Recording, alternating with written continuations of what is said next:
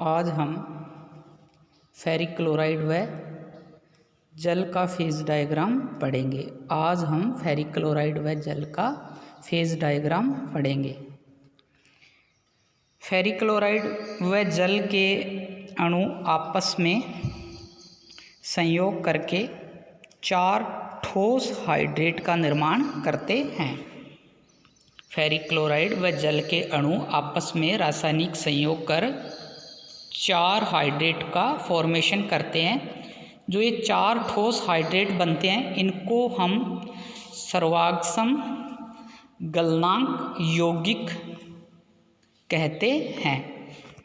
ये 4 जो ठोस हाइड्रेट अपने पास निम्न है ठोस डूडेका हाइड्रेट, यानी इसमें फेरिक क्लोराइड के साथ जल के 4 अणु जुड़े रहते हैं। इसमें फेरिक क्लोराइड के साथ जल के 12 मॉलिक्यूल्स जुड़े रहते हैं, 4 नहीं 12 मॉलिक्यूल्स जुड़े रहते हैं। इसी प्रकार दूसरा जो अपने पास बन रहा है वो बन रहा है हेप्टा हाइड्रेट। हेप्टा का मतलब 7, इसमें फेरिक क्लोराइड के साथ जल के 7 अणु जुड़े रहते हैं। तीसरा अपने पास बन रहा है पेंटा हाइड्रेट। पेंटा हाइड्रेट में जल के 5 अणु जुड़े रहते हैं। और लास्ट जो अपने पास है वो टेट्रा हाइड्रेट। टेट्रा हाइड्रेट में जल के 4 अणु जुड़े रहते हैं। अब जो ये 4 ठोस सर्वागसम मेल्टिंग पॉइंट वाले यौगिक बन रहे हैं, इनके जो मेल्टिंग पॉइंट है या ये जो 4 हाइड्रेट है किस टेम्परेचर के ऊपर ये मेल्ट होते हैं या जिस टेम्परेचर के ऊपर इनका गलन होता है वो टेम्परेचर निम्न है। पहला मेरे पास है डूडेका हाइड्रेट। डूडेका हाइड्रेट 37 डिग्री सेंटीग्रेड पर मेल्ट होता है। दूसरा मेरे पास जो ठोस हाइड्रेट है हेप्टा हाइड्रेट, यह 32.5 डिग्री सेंटीग्रेड पर मेल्ट हो जाता है। तीसरा पेंटा हाइड्रेट, यह 56 डिग्री टेम्परेचर के ऊपर मेल्ट हो जाता है। इसी प्रकार लास्ट मेरे पास है tetra hydrate. Tetra hydrate 73.5 degree centigrade के ऊपर मेल्ट हो जाता है। इसका जो प्रावस्था आरेख है वो निम्न प्रकार से है। इसका जो प्रावस्था आरेख है वो निम्न प्रकार का है। अब इसके प्रावस्था आरेख को मैंने बनाया है। इसका जो प्रावस्था आरेख है उसमें मैंने एक साइड में एक्स एक्सिस लिया है, दूसरे में मैंने वाई एक्सिस लिया है। एक्स एक्सिस पे क्या है अपने पास?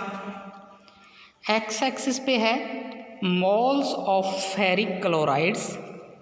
Moles of ferric chloride dissolve in 100 mole of water, यानी जो एक्स एक्सिस पे मैंने लिया है वो फेरिक क्लोराइड के मोलों की संख्या है जो 100 मोल पानी में घुलते हैं।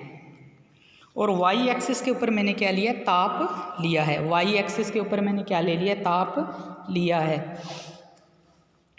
अब इसके फेज डायग्राम में हम देखें तो यहाँ पे बी डी एफ एक्स जे, यहाँ पे इसके फेज डायग्राम में देखो बी डी एफ एच और जे, ये यूटेक्टिक पॉइंट हैं या इनको अपने बोल सकते हैं कि ये जो पॉइंट हैं ये यूटेक्टिक पॉइंट हैं।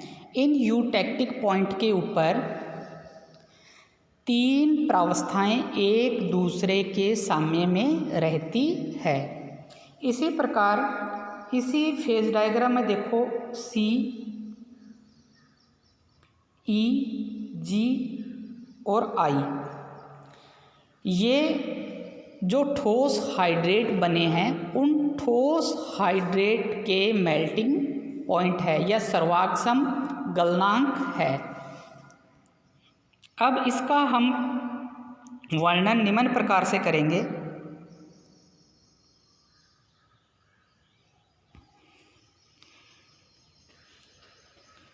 फेरिक क्लोराइड का और वाटर का जो फेज डायग्राम है, इसको एक बिंदु ओ ए से शुरू हो रहा है, एक बिंदु ए से शुरू हो रहा है। यह ए बिंदु जो 0 डिग्री सेंटीग्रेड पर है, पानी का हिमांक बिंदु है। यह पानी का हिमांक बिंदु है। इसमें थोड़ी सी मात्रा फेरिक क्लोराइड की मिला दी जाए तो फेरिक क्लोराइड व जल का विलयन प्राप्त होता है। यानी अपने क्या करें, इसके अंदर यदि फेरिक क्लोराइड मिला दें तो फेरिक क्लोराइड मिलाने से फेरिक क्लोराइड का विलयन प्राप्त होता है। जल का हिमांक वक्र ए बी कर्व के सहारे कम होता है।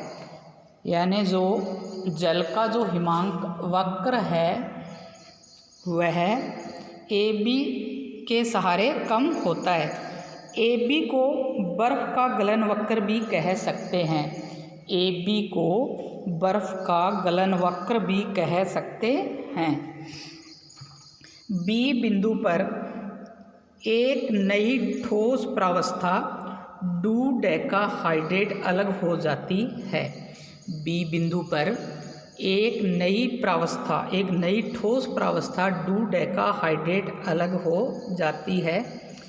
बी का जो टेम्परेचर है, जो बी बिंदु का जो टेम्परेचर है वो -55 डिग्री सेंटीग्रेड है। यहाँ 3 प्रावस्थाएं बर्फ, ठोस डूडेकाहाइड्रेट तथा विलयन साम्य में रहते हैं।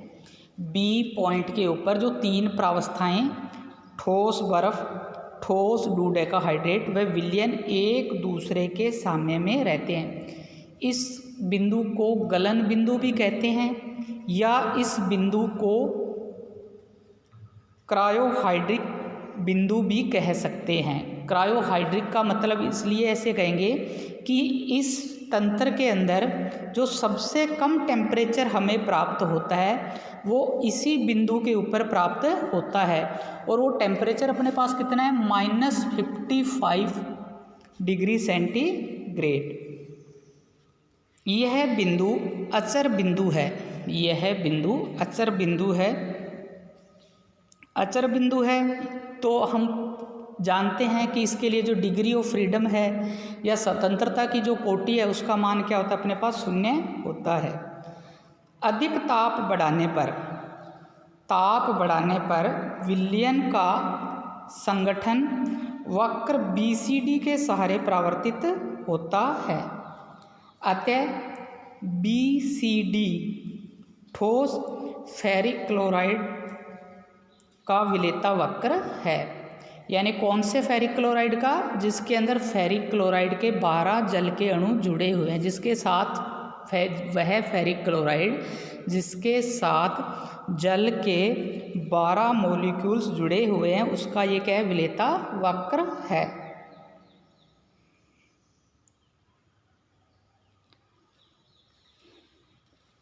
बिंदु सी पर ठोस FeCl फेरिक क्लोराइड डूडेकाहाइड्रेट का गलन बिंदु है। बिंदु सी ठोस डूडेकाहाइड्रेट का गलन बिंदु है। वक्र CB व CD वास्तव में क्रमशः जल व फेरिक क्लोराइड के मिलाने पर डूडेकाहाइड्रेट के सर्वाक्षम गलन ताप में कमी को बताता है। वक्र CB व CD क्रमशः जल व फेरिक क्लोराइड को डूडेकाहाइड्रेट में मिलाने पर इसके सर्वाक्षम गलन ताप में कमी को बताता है। बिंदु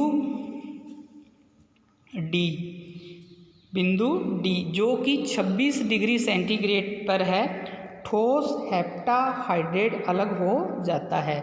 बिंदु D जिसका मान 26 डिग्री सेंटीग्रेड है, पर ठोस हेप्टाहाइड्रेट अलग होता है, यह तंत्र अचर तंत्र है।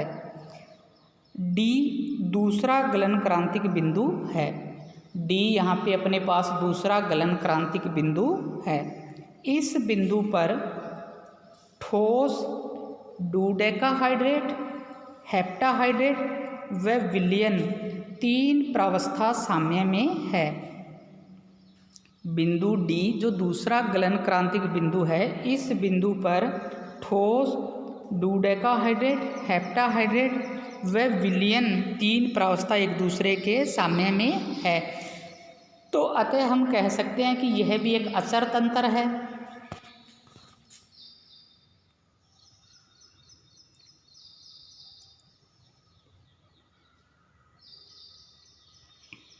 इसी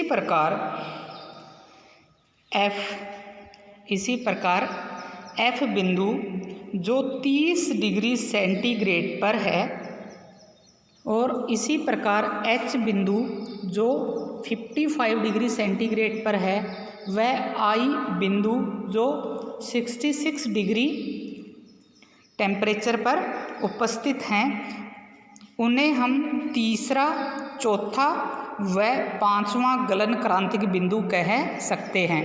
या अपने ऐसे बोल सकते हैं कि FHI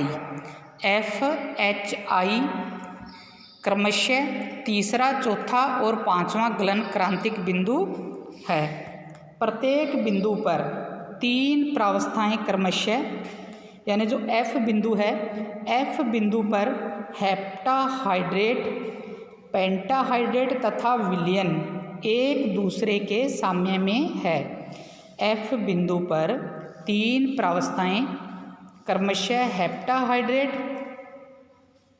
पेंटाहाइड्रेट तथा विलयन एक दूसरे के संपर्क में हैं। उसी प्रकार H बिंदु पर पेंटाहाइड्रेट, टेट्राहाइड्रेट व विलयन एक दूसरे के संपर्क में है। इसी प्रकार I बिंदु जो 36 डिग्री टेम्परेचर पर है, यहाँ पर टेट्राहाइड्रेट, अजलीय फेरिक क्लोराइड व विलयन साम्य में है। अजलीय फेरिक क्लोराइड बिंदु J के ऊपर उपस्थित है। प्रत्येक गलन क्रांतिक बिंदु पर स्वतंत्रता की कोटि का मान 0 होता है। अतः हम कह सकते हैं कि सारे के सारे गलन बिंदु अचर है।